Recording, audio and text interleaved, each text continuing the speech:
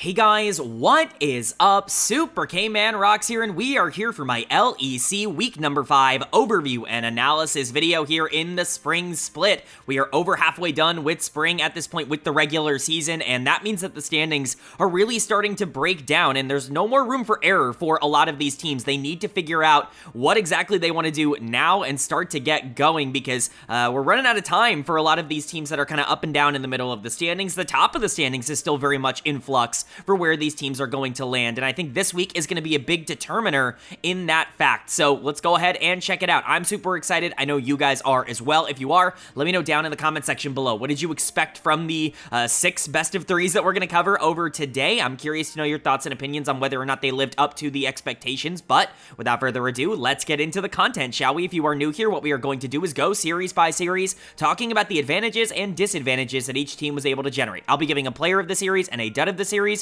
for each series that we cover, and at the end of the video, I will be giving a player of the week and a dud of the week to tie everything into a nice, neat little bow. We will, of course, be updating my personal power rankings from number 1 to number 10, and trust me, no spoilers for the rest of this video, but there are going to be some interesting decisions to make in terms of power rankings at the end of today with the results that we got, because week 5 was crazy, so I'm very excited to go over it. I hope you guys are as well, but let's jump into our first day. Day number 1 here, of course, a pretty traditional schedule at this point, 3 days, 2 best of 3s on each day. So kicking off day number 1, we had the first big upset of the week, and one that I'm really excited to talk about: G2 Esports taking on GIANTX, and GIANTX picking up the 2-1 series win, being able to win that game number 3, playing around the Kai'Sa. It's just really great stuff coming in from GX. I really didn't expect them to show up in this series and actually be able to pick up the win, but this is pretty standard for G2 to just randomly throw away a series in the regular season. I've been hyping up this bot lane for GX all year long, talking about how Noah and Jun have been really good for this team. It just hasn't mattered because jungle and top, and even mid to a lesser extent, have just not been consistent really in any way. Well, here you go. Here is an opportunity for this bot lane to step up, and not only do they do that, they carry a lot of this series for GX, and I'm really excited for that. For G2, on the other side, they just played that final game incredibly poorly. They did a good job of establishing resources in the early game, but this is kind of the opposite of what G2 has been over the past couple of years. When you think about like the recent success of G2, the reason they've dominated this entire region for the last couple of years, it's mostly off of the back of just their macro. The fact that they're able to play the late game so much better than everybody else in the region. They have a much clearer identity than everybody else. That's been the reason that they've been able to consistently win. That's not there right now. This is not a consistent team, and I think we are starting to see some of those problems, but we'll get into it. We'll start, of course, with GIANTX. And like I said before, when you're talking about how GX ended up winning this series, there's no other place to start than Noah in the bot lane, who is going to get player of the series. I didn't even really have to think about this all that much. He was easily the best player on the Rift in this series. You can give a lot of credit to Jackie's, and I'm giving a lot of credit to Jun as well, because I think all 3 of them ended up playing really well, but Noah was the one to really carry them across the finish line in game number 3 on the Kai'Sa. This is not a particularly easy Kai'Sa game to pull off. You don't actually have a ton of targets, and you are very vulnerable to the big combo that G2 want to pull off. Obviously, you've got the Jarvan Orianna, kind of the rage cage going there, but Rakan knock up into Yasuo ultimate can be a really big problem as well. Kai'Sa is certainly not safe in this game, and if Noah is going to take over, he's going to have to be perfect in terms of his timing, perfect in terms of his positioning, and that's exactly what he was. He did everything he was supposed to do in this game, and it really ended up working for GIANTX, so I just want to give him a lot of credit. I've hyped this guy up so much over the course of 2025. I've said that he's a top 2 or a top 3 AD carry right now in Europe, and, you know, it's just the team that's kind of letting him down. It's been a really disappointing watch to see GX really struggle around him because he's been that good. I'm glad he gets the chance to prove it on a pretty big stage here against a team like G2. It's just exciting to see him actually show up in that circumstance.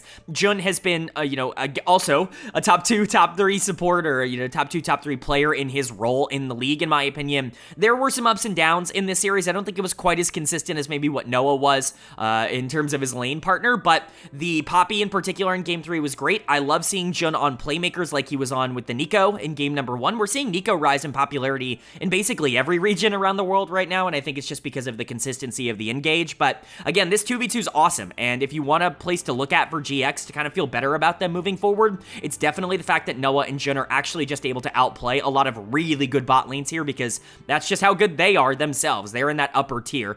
Jackie's finally had a great series. He was better than Caps on the other side of this. That's not the Jackies we've we've been seeing throughout spring. He's actually been a pretty big detriment to this team so far, a reason why this team is so far down in the standings in number 8 in my power rankings, kind of, fighting to not be bottom 2, which is a disaster for them. Jackies has just not been able to step up and carry any of that momentum from the end of 2024 into 2025. Here you go. Caps, gets really fed in game number 3, gets really accelerated early on the Orianna, but Jackies is so much more useful in the back half of the game. And I think especially when you're looking at game 1, what a gigantic mid gap in game number 1 in favor of Jackies.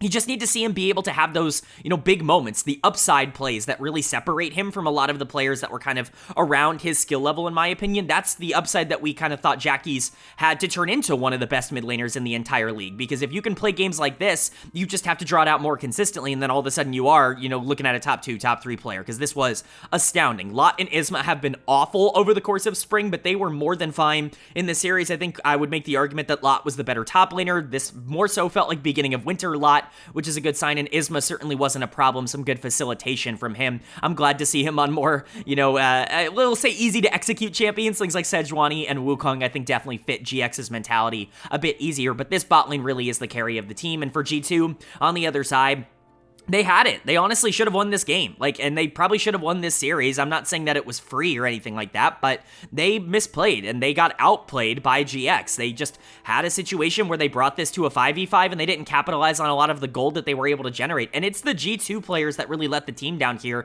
You can't blame Skewmond and Labrov for this one. Not even Hansama, obviously. He was pretty good. It was Broken Blade and Caps that really stood out in a negative way, in my opinion. Broken Blade's going to get done of the series, mostly for that Yasuo game in game 3 where he just was almost entirely useless. He did absolutely nothing in the back half of that game, and if you're going to pick something aggressive like Yasuo to play into this big Wombo teamfight comp, you need to be able to execute on that champ, and it just did not happen. But it's not like he was tearing, GX apart on the Malphite or anything in game number 1. He also was pretty useless on that champion, so just not a great series overall for Broken Blade. Just as he's starting to get back into form, everything kind of gets a little bit worse again. And then Caps, he got toasted in game number 1, absolutely obliterated by Jackies in the Yone versus Aurora matchup, and then game 3 he gets super accelerated on the Orianna, and then plays super passive and super slow the rest of the game, and doesn't have nearly a big enough impact to be considered somebody that should be the best player in Europe's history. Remember, you're expecting him to be not just the number 1 guy on this team, but the number 1 player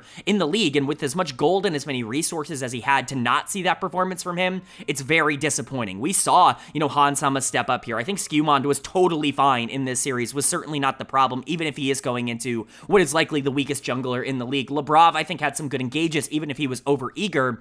It was the core of G2 that just didn't end up showing up, and that's why they ended up falling here. But this is a massive win for GIANTX. I don't know if it completely changes my outlook of this team, but to know that it's in there for them, it's a really cool sign, and it just goes to show how volatile this league is. Then moving on to our second series of day number 1, and we wanted bangers. Well, we got a banger in this one. It was Movistar KOI taking on Fnatic, and KOI is going to pick up the 2-1 series victory, but that doesn't do it justice. That does not explain what happened in this series. We wanted a roadshow banger. Well, we got a roadshow banger here as both of these teams are taken to the absolute brink. This would have been a fun series in the LEC studio. This in front of this crowd specifically was unreal to watch. One of the best league viewing experiences of the year. If you haven't watched game number 3 of this series, I highly recommend you go and watch it before watching me talk about it, because I am going to spoil the entirety of it. That's how this channel ends up going. But if you haven't seen game number 3, please, please, please go see how it ended up going down, because it was a blast to watch. But KOI, by the skin of their teeth, end up walking out with a victory here. Legitimately one auto attack. I think that was it from Humanoid. If he had gotten one more off onto the Nexus, the game is actually just over. But KOI end up surviving. They end up getting out on top, and they're able to close the game in a pseudo base race. So great stuff for Movistar KOI. You're just excited to see them be able to keep up with a team like Fnatic in a series like this. People have been pretty high on KOI throughout the entire year. I've been a little bit more hesitant to kind of, put them into that upper echelon, to put them on the same level as the big 3 in the LEC right now, if only because I'm just worried about the middle of the map and how they're going to perform in big situations. And I'll be honest, I didn't get a clean answer on that in this series. They certainly didn't completely change my mind, but Still a lot of good to take away from them, which we can talk about, starting with my player of the series, which is going to go to Mirwin in the top lane here. He's been in much better form, I think, in 2025 than he was in 2024. I was a lot lower on his rookie year than I think a lot of other people were because they were so enamored by a lot of the creative off-meta picks that he was bringing out. I just was a little bit worried about the fact that he was so bad on a lot of the meta top laners and that it really wasn't working out for him when he was forced into those situations. He was actually getting kind of destroyed in lane 1v1 when he didn't have this gigantic counter pick and they couldn't always secure him that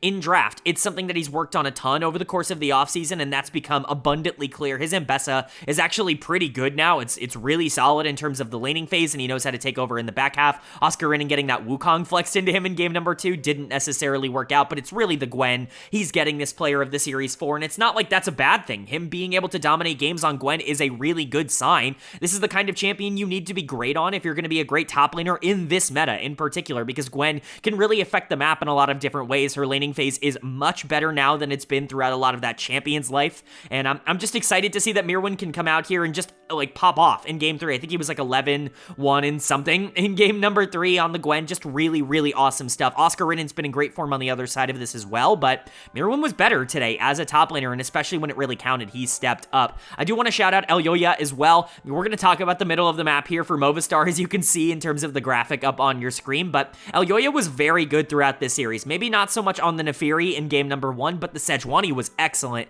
in game 2. He was everywhere he needed to be, and he really took over that game, and it's not like the Skarner was not trying to make plays. I think that there were some overreaches that maybe cost his team a little bit, but for the most part, Elyoya was very good, Mirwin was very good, and if those two are going to step up and be your primary options against a good team like Fnatic, that is a very encouraging sign, and that's where a lot of the good traits end up coming in for KOI. You know, we know what Supa and Alvaro are. I think that they were maybe even a little bit below their own individual, like, expected result in the series like this. They've been very good throughout the whole year. They just don't really get a chance to shine on this team because the entire squad is centered around playing, you know, through the solo laners, and Supa and Alvaro just kind of have to take a backseat in that regard, but like I said, we don't have a clean answer about the middle of the map because as well as Elyoya played in this series, Jojo Pyun's actually going to be getting my dud of the series, mostly for this Sylas game in game 3 that they ended up winning. He was playing, you know, Famine Sylas, just the absolute craziest build you've ever seen in your life, and he did not play well. Like, I really want to make it as clear as possible. You can look at Movistar winning this, and you can even look at some of the plays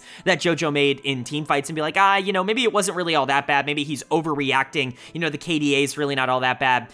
Go watch that laning phase and really go watch everything that happened before some of the final fights in game number 3, and you're gonna see a player who just was not good on this day, and that just is what Jojo is sometimes. Like, when he's not playing well, it's really hard to imagine a world where KOI is gonna be consistent against any of these top teams. This was a game that they probably should have lost in game 3, and if they had lost it, I would be blaming it entirely on Jojo Pyun. It's just unacceptable for him to do that, so he is getting dud of the series on the winning side, but there were some positive plays. I just think that Fnatic was a little bit too consistent on the other side for me to give it to any of their players. We'll talk about Razork and Humanoid because I think there is a discussion there, but to me, Jojo deserved dud of the series even with the win, but with Mirwin and Elyoya really stepping up, you know Supa and Alvaro are going to be fine, especially Alvaro in a series like this. I trust KOI in that instance. It's all just about being able to put that package together and not having it come down to the absolute wire like it did in this series. But for Fnatic on the other side, this is a bad loss in terms of just looking at it holistically, like in terms of the standings. You did not want to lose to KOI because this makes things a lot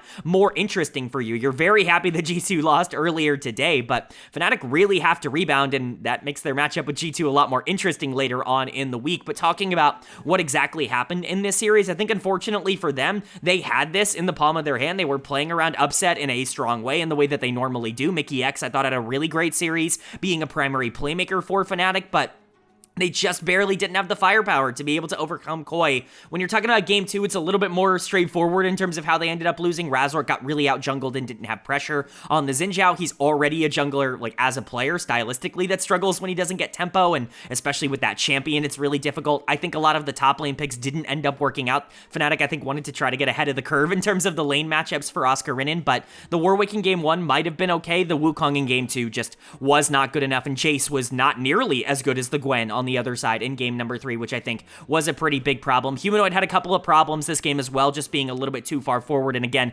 one auto away from potentially being able to win this series for Fnatic, but it just doesn't end up going their way. I'm not going to freak out too much about this loss. This was such a close series, such a back and forth banger, and I think there were a lot of good takeaways in terms of how their setups ended up being, I guess created for them. The problem just came down to execution at the end, and I think that's something that Fnatic should be able to lock in on. But this is also a team that I don't expect to perform well in playoffs, and with Razork and Humanoid already showing some signs of, not necessarily having the same pressure as something like, Elyoya and Mirwin on the other side, there is a bit of concern there. I do want to see Fnatic show up later on in the week and really reassert themselves, but I'm mostly taking this as a big win for KOI. A very fun series, but not one that really changes my mind too much on either of these teams. But then moving on now to day number 2, our middle day here in the LEC, and we were just talking about, this matchup and, which way it was going to go, and man, was it interesting. It was G2 Esports taking on Fnatic.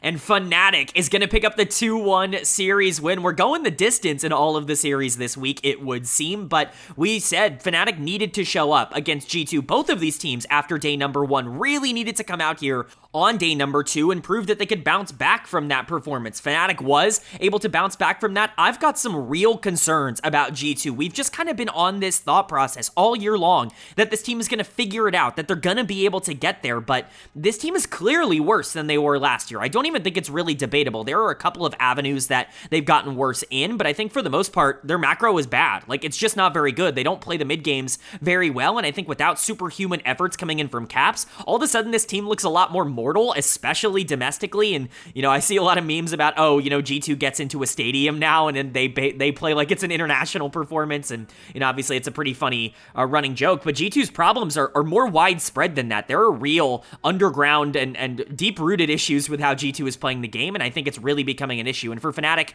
on the other side, this is obviously a fantastic win for them. It's a really nice bounce back, but I don't think this completely absolves them of all of their problems. They won here because they were better in the early game and because they were good at playing through tempo. This is how they've won all year long. It's not really a game changer to see Fnatic be able to do the thing we already knew that they were good at. They're still not a team that I expect to be super consistent because they're not good at playing from behind, but when you give them a lead like you did in games 2 and 3, all of a sudden things become a little bit better, and when you've got the best player on the Rift, which they did in this series, again, things just become really simple. Mickey X was the obvious player of the series choice here. This was a statement series for Mickey against his former organization. He dominated G2. Not only that, gigantic support gap in this series as well. We'll talk about Labrav on the other side, but what a game from Mickey on the Nautilus in game number 3, just creating absolutely everything for Fnatic throughout the entirety of that third and final game. But it's not like he wasn't good in game 2 on the Nico as well. Just these priority playmakers that can play a little bit more aggressive. Mickey's been fantastic for Fnatic all year long. It's been a great signing for them. We talked about this at the beginning of the year, but the odd even year thing for Mickey X is still coming to fruition, where the odd years are a lot better than the even years. It's 2025, and so you can expect Mickey to, be in the MVP conversation, and that's exactly what he's been for this team. I'm just excited to see him continue to step up and be a big vocal leader for this team, because I think that's really what Fnatic is missing, and I do think that his aggressiveness does give them a different dynamic than maybe what they had last year. I just want to see the rest of the team capitalize on it a little bit more consistently. Upset was awesome across both series this week. Even in their loss, Upset was trying his absolute best to win it, and I know people call him a KDA monster, and I do think there is some truth to that. He's not quite as good as his KDA would indicate. You would think that he's like the MVP runaway frontrunner. That's not necessarily how I view Upset, but I do think it's definitely somewhere in the middle of, KDA monster and best player in the league. Like, you're going to find the middle point of that, and that's probably where Upset ends up landing. Still probably performing like one of the top 1 or 2 AD carries in the LEC, but, it does have a lot of setup on this team that you can be proud of. Razork continues to be very aggressive, but when it works, it really, really works. Skumon did not really have the tempo and the pressure to keep up with him, and again, when Razork gets to play with resources and when his lanes are leading, things become a lot easier for him. Humanoid and Oscar were also pretty solid, but how do you not look at the bot lane first for Fnatic in terms of why they won this series? And for G2 on the other side, there are a lot of problems. I would love to sit here and scapegoat 1 or 2 players like everybody else is going to do when they talk about this team, but the real issue is that they don't really have a clean win condition unless they are able to just completely outskill the enemy team. We saw that a bit last year domestically with Caps just kind of running so many games. He had another phenomenal year where he was the clear choice for MVP across the LEC in 2024, but Caps has been a lot more mortal, I would say, in 2025. He's definitely been more beatable. It's not been quite as dominant, and I think now we're seeing that G2 don't really have a secondary option in terms of how they want to play the game unless Caps is super far ahead, and specifically unless Caps can really control the tempo. We even saw in the previous series when he was fed on Orianna, they didn't really know how to play around him, and we're seeing that. I think part of that is Labrov, just not having a great year so far. He's going to get another dead of the series for me. He's gotten quite a bit of these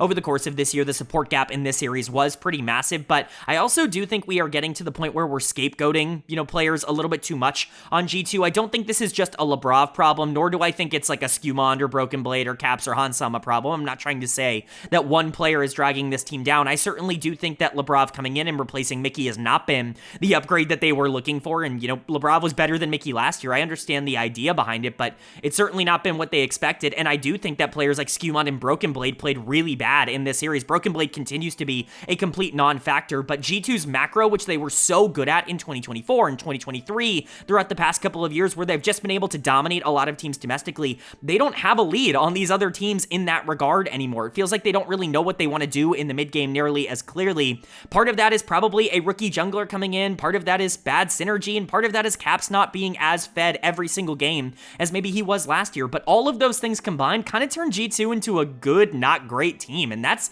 very scary for G2. They've already missed out on one international tournament. I think they really need to go to MSI in order to uphold their reputation of being the kings of Europe, and right now, who knows if they're even on pace to do that. This is a big win for a Fnatic team that's trying to get into top 2, and they have the talent to be able to do it. I've continuously doubted their ability to get it done in best of 5s, and that still is to be determined, but when you're talking about the momentum and the current form that these teams are in, Fnatic might have just taken G2's spot in the upper echelon. But then moving on to our second series of day number 2, and it's our final road series, best of 3 here of the week. It was Movistar KOI taking on GIANTX, and Movistar KOI is going to pick up the victory. That's a 2-0 week for KOI. That's pretty massive for them moving forward. Again, we wanted to see this team start to get some momentum moving into the back half of the split. I think they did exactly that with their win, not only, of course, over Fnatic earlier on in the week, but here against GIANTX as well, where they were clearly the better team. Even in game number 2, where they got destroyed, it felt like that game was out of control for a couple of different reasons, and you let the Nidalee really run the early game, Tristana got fed, yada yada, you get it, but when you look at games 1 and 3, like, they controlled everything. They did everything they wanted to do on the map, and this is the series where you can finally start to say, the middle of the map just straight up won for KOI. You don't have to worry about everything else. You don't have to think about all of the, maybe they can survive if Jojo Pyun's going to be a bit inconsistent. Maybe they're going to be able to, make it work if Elyoya can't always win in the jungle early. You don't have to think about that. Just win. Just get advantages, jungle mid, and all of a sudden things become so much easier if you're Movistar KOI, and that's what happened here. Jojo Pyun's the obvious choice for player of the series. I say obvious, but Alvaro was unreal, and we'll get to him in the support position. I thought he had a fantastic week and a fantastic series here, but Jojo Pyun is the player of the series. I don't have to think about it all that much. In their wins on the Ahri, on the Aurelion Sol, he was absolutely tremendous. Clearly the player that they wanted to try and get going, and my only question is, why are they not trying to do it like this every single series? I get that it's against Jackies, and GIANTX don't really have the macro. Isma made a lot of mistakes over the course of this series, and, I think there are some things to criticize from, GX in that regard of just being able to shut down Jojo, but, man, just put a lot of attention into the mid lane, and all of a sudden things get so much easier for KOI. I don't even love their draft in game number 3. I don't think it sets them up to be the most versatile team in the entire world, and I think that there is an opportunity for something like the Blitzcrank to really cause some problems as the game goes along with your immobile carry duo of Aurelion Sol and Caitlyn. But if Jojo's gonna get mega fed on a champion that scales incredibly well, again, like, things become so much easier. This was LCS. Jojo, this is the player that won MVP, that looked like the future of North American League of Legends. I'm just glad to see that it's still there and that it's still possible to get it out of this guy. We've seen flashes of it, but man, I just want to see it more consistently. Play like this all the time, and I'm gonna start feeling a lot better.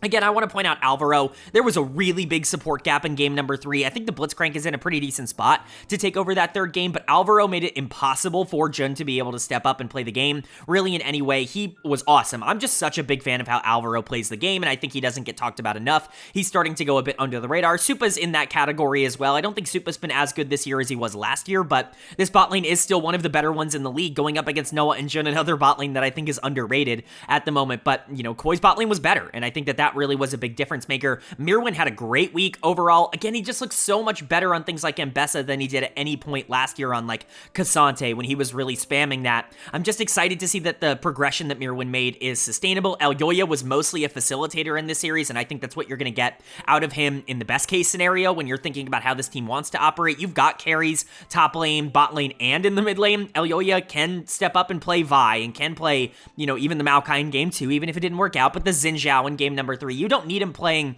Nefiri every single game or anything like that. Let these laners go to work and just enable them. KOI is starting to find an identity, but I'd love to sit here and tell you that they're going to be able to keep this up. I don't know if they're going to be able to keep this up. We've seen flashes from them in the past that they've not been able to maintain. I just want to see it be a bit more consistent. And for GIANTX on the other side, again, it's just a little bit frustrating to see the dichotomy. This team comes out and beats G2 on day number 1, drops to KOI here on day number 2, but at least they had a really good game in game 2. At least you can point to a situation where they were able to get an early lead. People are going to point out the steal from Elyoya in the back half of game number 3 and blame it on Isma. I don't think it's Isma's fault. I mostly blame Jun for that on the Blitzcrank because it's his job to keep Elyoya out of the pit and to make sure that it's a lot more difficult for that Xin Zhao to affect the game, and that steal obviously ended up really mattering, but Jun to me had a really bad third and final game, and that is kind of just what it is, right? Jun's one of, if not the most important player on GIANTX. In fact, I would go as far as to say Jun is by far the most important player on GIANTX in terms of their success, so if he's going to come out in this game 3 and just not play well,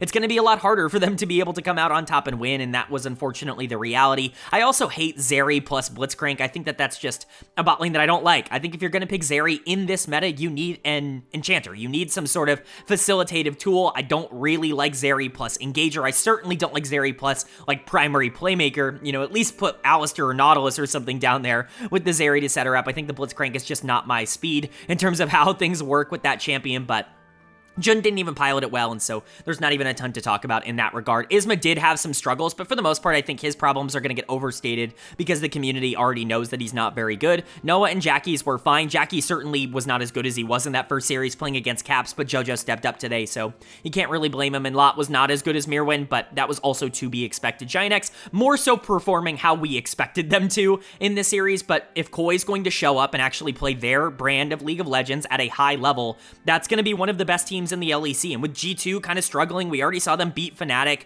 Like, it's kind of open at the top of the standings. The top 4 is a big cluster right now, and KOI has very much inserted themselves in the conversation for moving up on that list. But then moving on now to day number 3, our final day here in week number 5, and we're back in the LEC studio. We are done with the road show to get a matchup between Team Heretics and SK Gaming. Not quite the same stakes that we maybe had in some of the matchups earlier this week, but Team Heretics is going to pull out the first 2-0 of the entire week here by really dominating this series and just kind of showing that SK is not a very good team, which we already knew, but Team Heretics is on a pretty big hot streak right now. This team is figuring things out very quickly, and I'm excited to see that they are putting the pieces together. I think that they have a lot to build around in terms of the talent on this team, especially with players like Stend and Carlson really stepping up. I still have my questions about players like Camelu and, the consistency that you're going to get out of that, but with Sheo and Flackid being such strong veterans, Team Heretics is really starting to develop an identity that I think they're really coming into their own. I'm excited to see it, and for SK on the other side, this team is just bad. I think some of the big shock wins that they've been able to pick up throughout this split are just that, shock wins. They still have the same problems that they've had for a majority of this year, and even with some advantages in this series, Genax playing pretty well on the top side, all things considered, with a gigantic lead on the Gnar. It just doesn't matter. They don't have the team fight ability, and they certainly don't have the patience to be able to actually survive in a late game scenario from a neutral game state. So let's go ahead and go over it. For Team Heretics, player of the series was honestly kind of hard. Again, 2 players really up for debate, and neither of them were the ones that got it on broadcast. I think Flackid ended up being the player of the series on the broadcast. I considered Stend and Carlson for player of the series here. I think it absolutely should go to one of those two. I ended up landing on Stend in the support position. He's been awesome over the past 2 to 3 weeks, like genuinely one of the best supports in the league over that time period. Now, I do want to say, I see a lot of people being like, oh, Stend is like a sneaky contender for Rookie of the Year, and I do agree. If he keeps this up, things are going to get a lot more interesting, but I also do want to point out that, this has been a new development for Stend. He started off the year a little bit rough. Winter wasn't exactly super consistent from him, and now that we're in the best of 3 stage, it's nice to see that development come along and the bot lane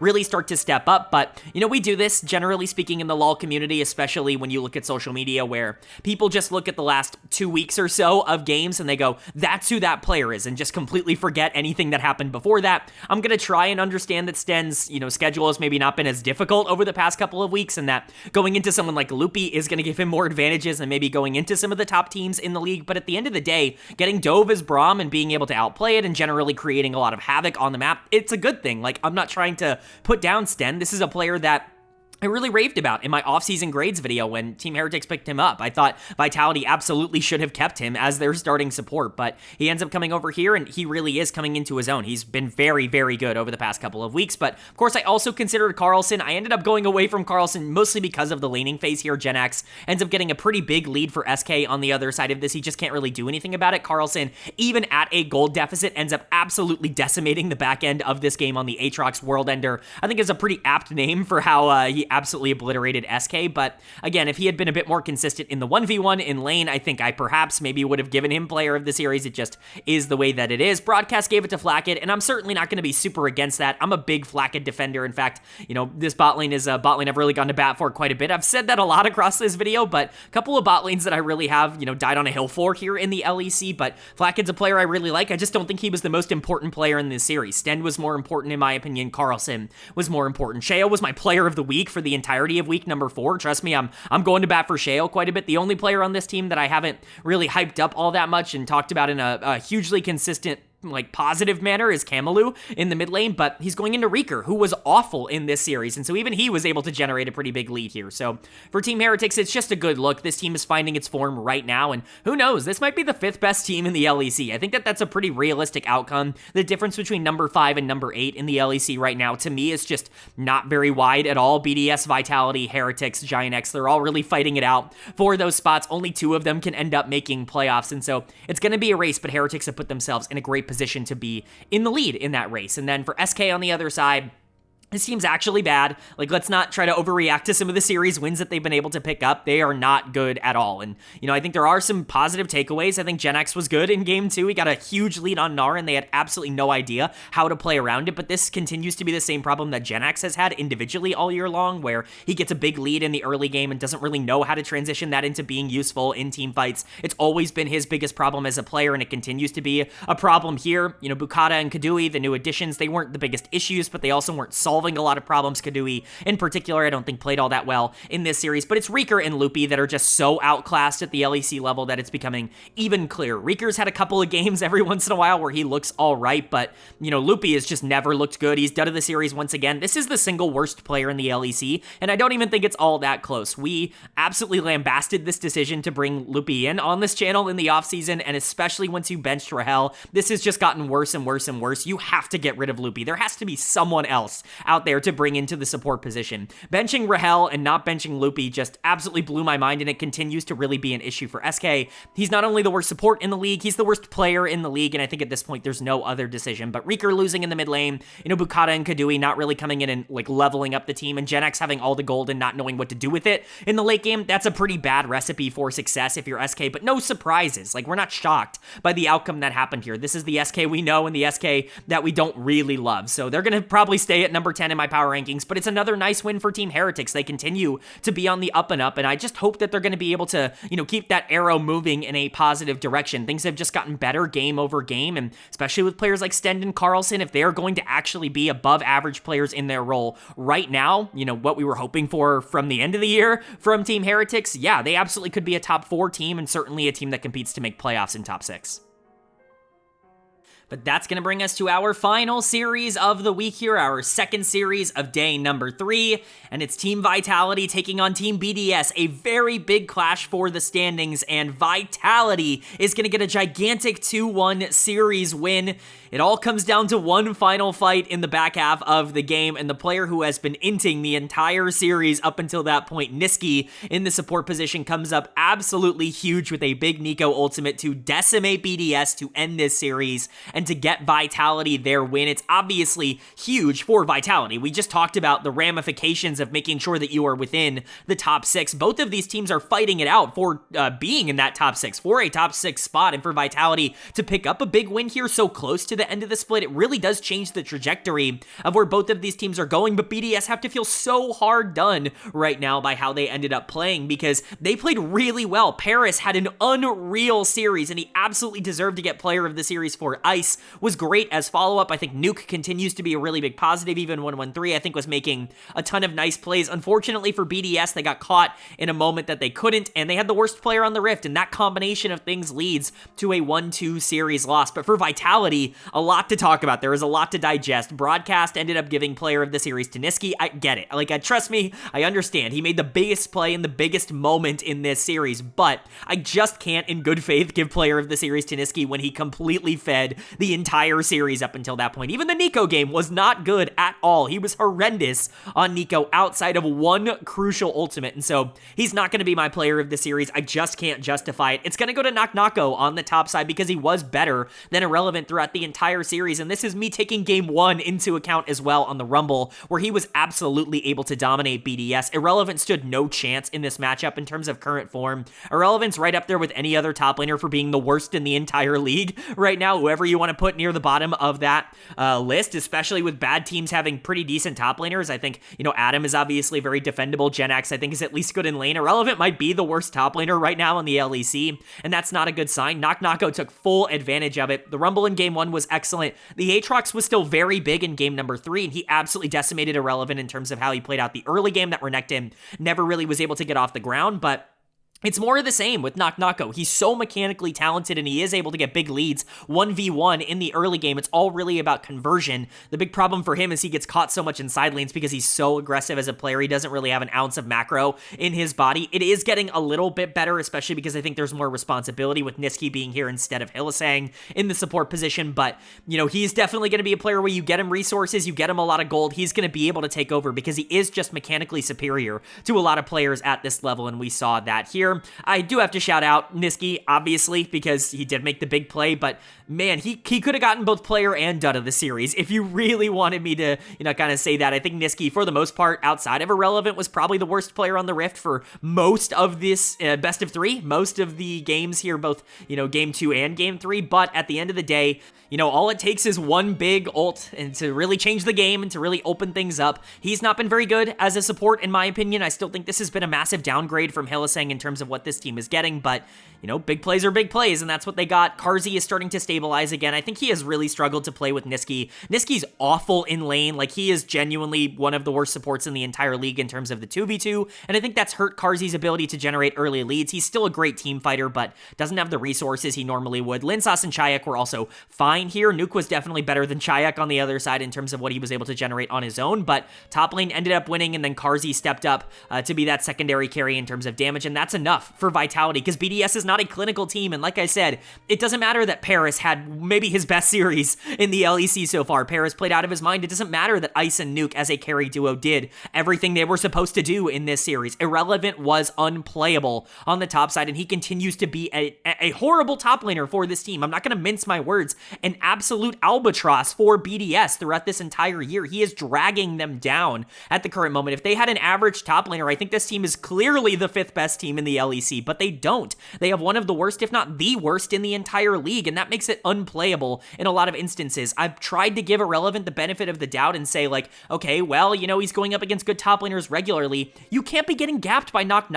Like, I like Knock. He's a very good laner. He's got great mechanics, but Irrelevant is a better player than what he has been showing over the course of this year. I don't know if he's mental boomed. I don't know if what we've seen the last, 3 years of his career are just like, it's just a facade. Like, I don't know, but this is the worst version of him that he has ever been, and it's really hurting this team. 113, I think, also needed to be a bit more consistent. He's a very aggressive player who's constantly going to be looking for fights. When it goes well, it looks great. When it goes poor, it does not look, all that great. The Italy in game number 3, I think, needed to be a bit more. But like I said, Paris was unreal. Maybe his best series in the LEC. Ice and Nuke were good. Like, I'm not scared for BDS. I still think this is the type of team that can easily make top 6 and might be a favorite to, be top 5 in terms of power rankings, but they need to find that consistency. consistency. We talked about, oh, this team was, pretty good in their losses. You can only have so many good losses before I give up hope that you're going to find the good wins. And that's kind of where BDS is trending right now, which is unfortunate, but it's huge for Vitality to be able to pick this up. Again, they're a team that's really trying to pace themselves into playoffs. And right now, again, this is the kind of win you need to pick up when you're facing these teams that you're fighting out for number 5 and number 6 in terms of these spots. You need to be able to take them down. And so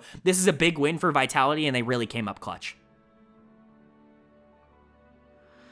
All right, but that is going to do it for my LEC week number 5 overview and analysis video up on the screen now. The updated standings after 5 weeks of action here in the LEC. No ties left. We are really starting to get down to the nitty gritty. Remember, top 6 is what really matters this time in the LEC. It's not the same format that we've seen recently where bottom 2 get done after the regular season, quote unquote, the best of 1 stage. No, you gotta be top 6 in order to make playoffs at this point. It's the only way to get in. So those bottom 4 spots are really where you don't want to be, and there's too many good teams to reach top 6. So you really got to start playing well, but we're getting a clear idea, and that shows in my power rankings, where you can see that to the right of every single team in that first column. Change is going to be how that has changed from last week to this week. We can go over risers and fallers. Notably, G2 is going to fall from number 1 to number 3. That means K-Corp moves up to number 1. They're going to take back the number 1 spot that they had at the beginning of the split, and obviously, the defending champions that they had at the end of winter. So they're going to move back to number 1. They did not play this week, and Fnatic is going to move up to 2. This is very tentative for me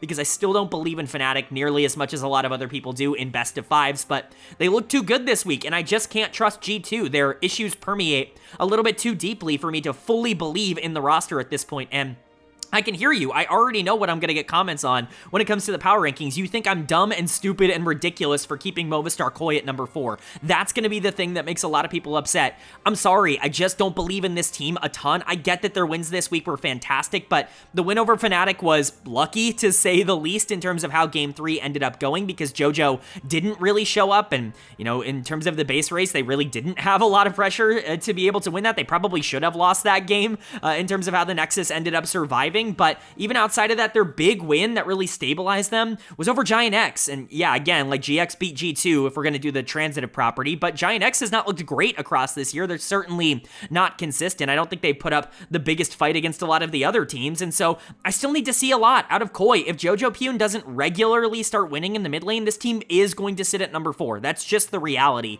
of the situation, and for me, I still have too many question marks. But some changes in the middle of the standings. BDS, who was at number 5, they're going to drop to number 7. 7, and I'm putting them at number 7, not entirely because I know that they're weaker than Heretics, because I think there is a chance that BDS is a better team than Heretics is right now, but because BDS is in a really bad spot, and right now if you ask me who do I think is going to miss playoffs out of the 3 teams that are kind of clustered there around 5, 6, and 7, I think BDS is in the worst position after that loss to Vitality, which is not a great place for them to be. Vitality jumps up to 5. Heretics, for the first time this year, is in the top 6 in my power rankings. They're moving up to number 6. You can make an argument they're at number 5 in terms of the form that they're in, but that's how I'm going to distribute the middle right now. GIANTX will stay at 8, even with their win over G2. I don't think I really feel all that differently about that team. It's really just about who shows up on a given day, and G2 had their own set of problems, and then, of course, Rogue and SK still staying in the bottom 2. Let me know if I'm dumb and stupid for keeping KOI at 4, or if you would have put them higher, or any other change that you would have made in these power rankings that I did not. Always curious to know your thoughts and opinions down below, but let's go ahead and get into my player of the week and my dud of the week for week number 5. We've got a really fun circumstance here because player of the week is going to go to Mirwin, the top laner for Movistar KOI. He was dud of the week in week number 4, so a dud of the week right into a player of the week for Mirwin is obviously a really fun turnaround, but the road shows did a lot of good for KOI, and Mirwin was the player who impressed me the most on KOI throughout this entire week. I was really impressed, obviously, on the Gwen in Game 3 versus Fnatic. That's really the one that stands out. You can see that in the middle there, but the GIANTX series was also really solid, and I think the Mbessa games in both series were a really big positive. Overall, I was just excited to see Mirwin pick 3 actual top laners and be very relevant in both of the series that they played this week, and they probably don't win their, especially series against Fnatic, without Mirwin playing as well. So he's going to get player of the week, but my honorable mentions, Mickey X, the support for Fnatic. I get that things didn't quite go their way in that series against KOI, but it's not to the fault of Mickey, who I think played fine, and he decimated G2, so he definitely deserved an honorable mention for me. And then Stend, the support for Team Heretics. He he's really catching, fire right now. He is getting incredibly hot and starting to play incredibly well for that Heretics team, and I think that's a big reason they felt so unlocked over the past couple of weeks. He is more than deserved his honorable mention here for Player of the Week. But Dud of the Week is also maybe going to be a bit controversial to some people. I'm going to give it to Broken Blade, the top laner for G2. A lot of people are going to put Labrov here, and I do understand wanting to give this to Labrov. If you looked at the KDAs, I think that's where it would come into play, but I'm just out on Broken Blade having an impact on the game if things aren't exactly going the perfect way. I think Broken Blade has regressed from what he has been over the past couple of years. This feels like the Broken Blade that we knew on TSM and on Schalke when he was this player that really needed resources to carry in the early game. Now he's playing these aggressive champions and not getting himself involved on the map, and honestly just being a detriment to his team. I think he did not play well in either of the series G2 played this weekend. For me, that's Dud of the Week worthy. So Broken Blade's gonna get Dud of the Week, and Mirwin is gonna get Player of the Week. But that's going to do it. I do hope you guys enjoyed. If you did, leave a like. It really does mean a lot to me. Lets me know you guys are enjoying the content. Does help get this video out to a lot more people. I'm always very appreciative of that, so would mean a lot. But also hit the subscribe button. Of course, we'll be covering the rest of the LEC split, the regular season, the playoffs, all of that. We cover all 3 of the major regions, all 4 of the major regions on this channel. That includes LTA North, that includes LCK and LPL. We also cover the NACL Tier 2 over in North America every single week on this channel. So if you want a comprehensive overview of everything going on in LoL Esports, this is the place for it. Hit subscribe and hit that bell. I also want to kind of point out, if you are interested in the LPL and Chinese League of Legends, I will likely be casting when this video goes live on the LPL English channel. The link to that is going to be in the description for both the Twitch and the YouTube. If you want to come see me watch Billy Gaming versus Fun plus Phoenix live, I will be live on that channel as a caster, so come check that out. Again, that should be live basically as this is going up, or at least a little bit after, so if you're interested, come check that out. But with all that being said, I hope you all are having a great day. I hope you continue to have a great day, and I will see you all